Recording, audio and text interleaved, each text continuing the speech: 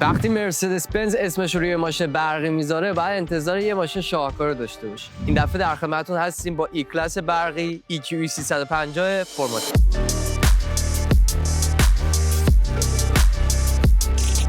اصلا مگه میشه سوار این ماشین بشی بگی خوشم نمیاد؟ اولین چیزی که من عاشق خودش کرده این متریال فوق‌العاده با کیفیتش و چوبکاری زیبای داخل کابینش. فول رادار و داره تمام سنسورهای جلو عقب و دوربین 360 درجه. سقف کاملا پانورامیک.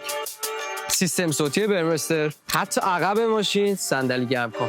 فور ویل درایو با 300 اسب بخور قدرت. حالا شتابش چجوریه؟